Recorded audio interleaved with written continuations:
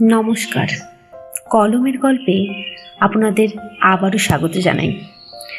আজকের গল্প পাঠে রয়েছে বিভূতিভূষণ বন্দ্যোপাধ্যায়ের জলসত্র।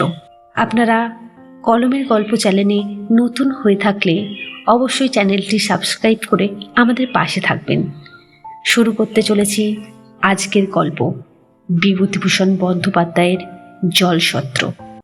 বৃদ্ধ মাধব শিরোমণি মশাই শিষ্যবাড়ি যাচ্ছিলেন। বেলা তখন 1টার কম নয়। সূর্য মাথার উপর থেকে একটু হেলে গিয়েছে। জ্যৈষ্ঠ মাসের খররৌদ্র বালির গরম, বাতাস এক্কেবারে আগুন। মাঠের চারিধারে কোনো দিকে কোনো সবুজ গাছপালার চিহ্নও চোখে পড়ে না। এক আধটা বাবলা গাছ যা আছে তাও পত্রহীন। মাঠের ঘাস রোদ পড়া কটা।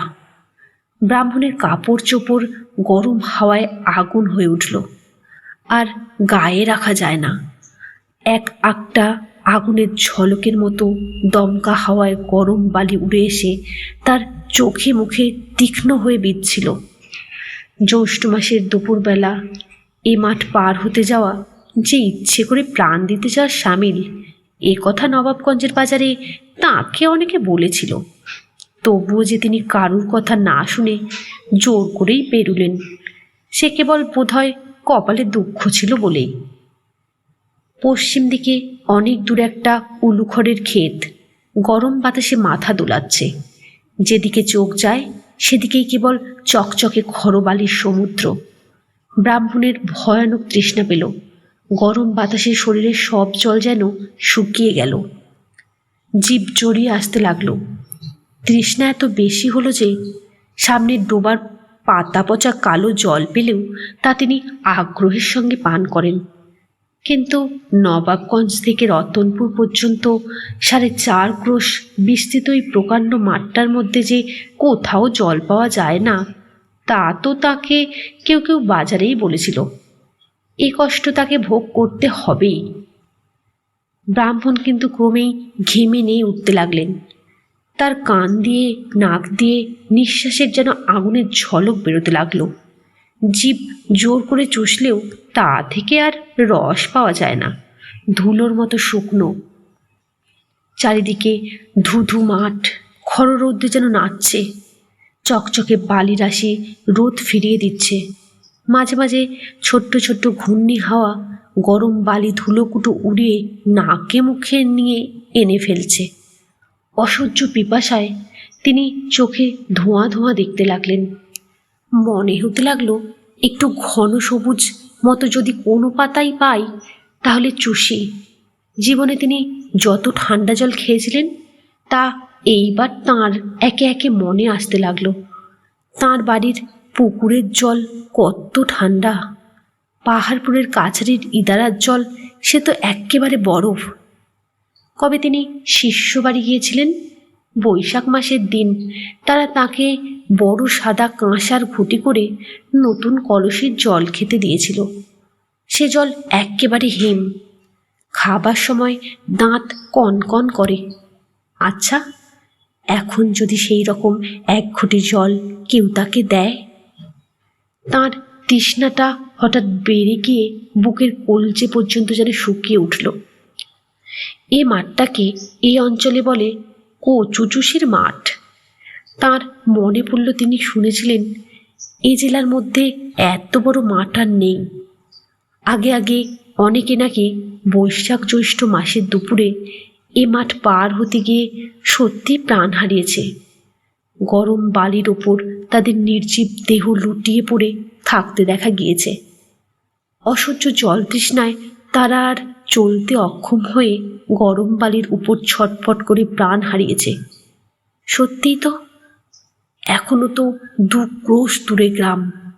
যদি তিনিও শুধু মনের জোরে তিনি পথ চলতে লাগলেন।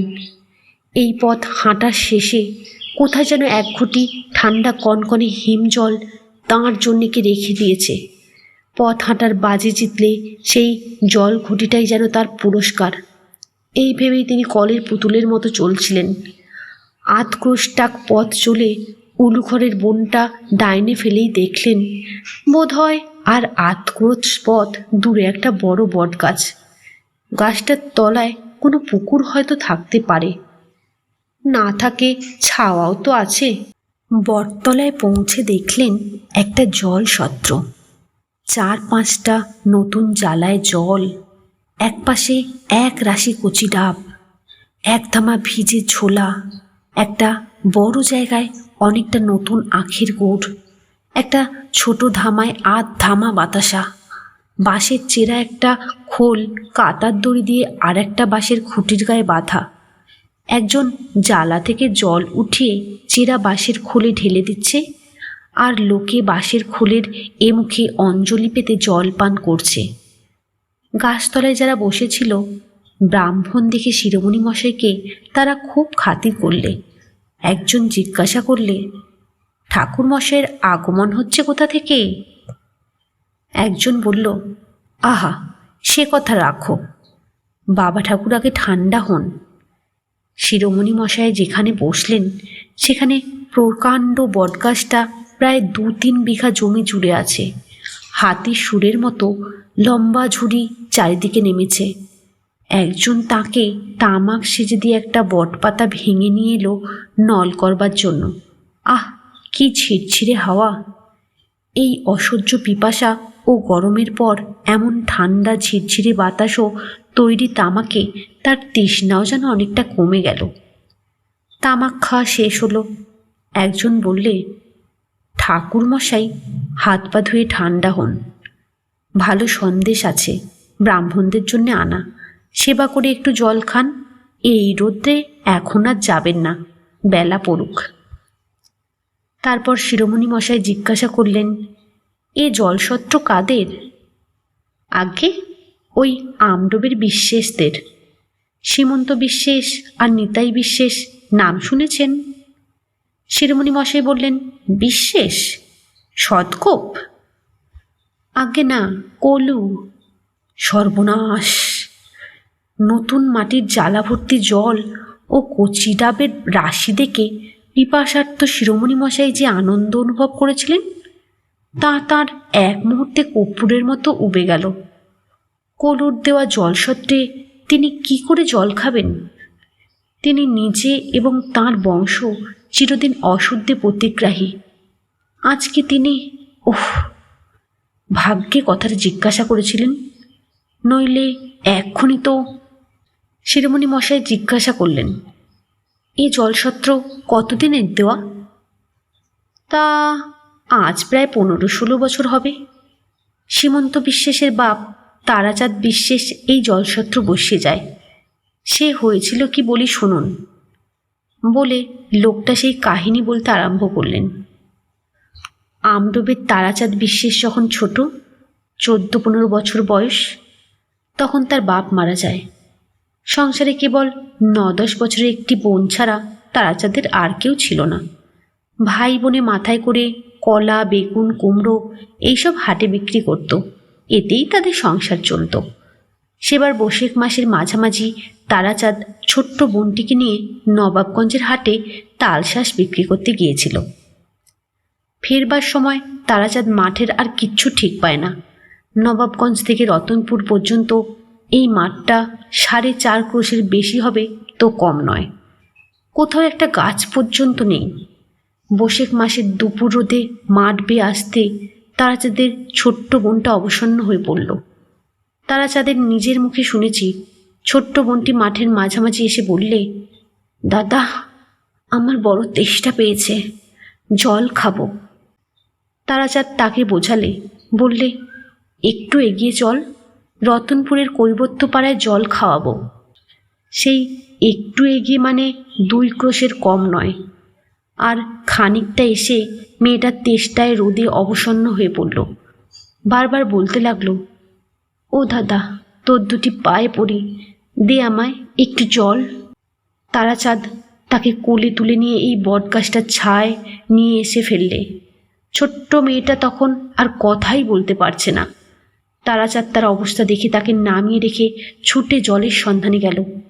এখান থেকে 8 ক্রোশ তফাতে রতনপুরের কৈবত্যপাড়া থেকে 1 ঘটি জল চেয়ে এনে দেখে তার ছোট্ট বোনটা গাছতলায় মরে পড়ে আছে। তার মুখে একটা কচুর ডগা। এই বটগাছটা তখন ছোট ছিল, ওরই তলায় অনেক কচু বন ছিল। তেষ্টার যন্ত্রণায় মেয়েটা সেই বুনো কচুর ডগা মুখে করে তার রস চুষেছিল। সেই থেকে এই মাঠটার নাম হলো কচু চুষির মাঠ। তারাচাঁদ বিশ্বাস ব্যবসা করে বড় লোক হয়েছিল।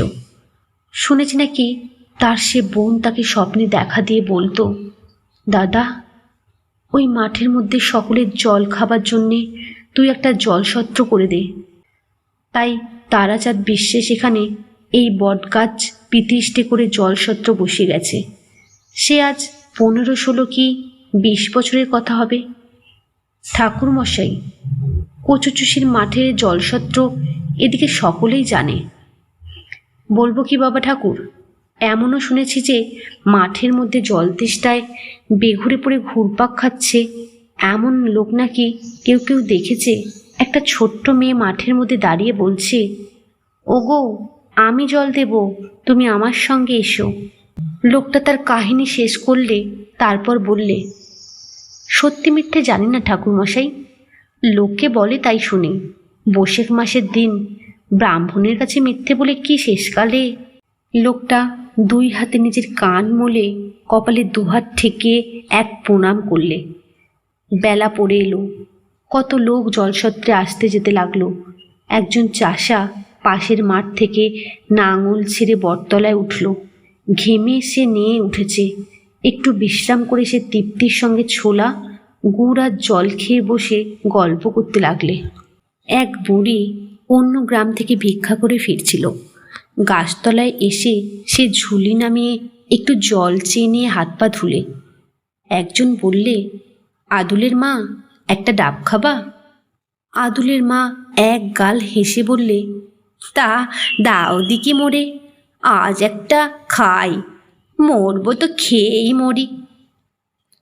একজন লোক পরনে টাটকা কোড়া কাপড়ের ওপর নতুন পাট ভাঙা ধবধবে সাদা টুইলের শার্ট, হাঁটু পর্যন্ত কাপড় তোলা, পায়ে এক পা ধুলো, বটতলায় এসে হতাশভাবে ধপ করে বসে পড়লে। কেউ জিজ্ঞাসা করলে, ছমিরুদ্দি মিয়া যে আজ ছানির দিন ছিল না?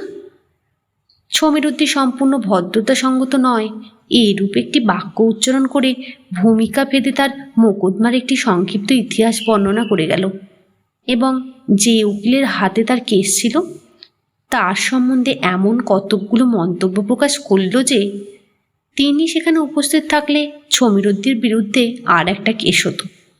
তারপর সে পোয়াটাক আখের গুড়ের সাহায্যে আতসের আন্দাজ ভিজে ছোলা উদস্বাদ করে এক ছিলিম তামাক খেয়ে বিদায় নিলে। ক্রমে রোদ পড়ে গেল। বৈকালের বাতাসে কাছারির একটা ঝোপ থেকে ডাসায় খেজুরের গন্ধ ভেসে আসছিল। হলুদ রঙের সোদালি ফুলের ঝাড় মাঠের পেছনটা আলো করেছিল। একটা পাখি আকাশ বেয়ে ডানা মেলে চলছিল, বউ কথা কও, বউ কথা কও। শিরোমণি মহাশয়ের বসে বসে মনে হলো 20 বছর আগে তার 8 বছরের পাগলি মেয়ে উমার মতো ছোট্ট একটি মেয়ে এই বটতলায় অসহ্য পিপাসায় জল অভাবে বুনো কচুর ডাঁটার কচুর রস চুষেছিল। আজ তারই স্নেহ করুণা এই বিরাট বটগাছটার নিবিড় ডালপালায় বেড়ে উঠেছে। এই জলকষ্টপীড়িত পল্লী প্রান্তরের একধারে পিপাসার্থ পথিকদের আশ্রয় তৈরি করেছে। এরই তলায় আজ 20 বছর ধরে সে মঙ্গলরূপিণী জগদ্ধাত্রীর মতো 10 হাত বাড়িয়ে প্রতি নিদাঘ মধ্যাহ্নে কত পিপাসাতুর পল্লী পথিককে জল যোগাচ্ছে।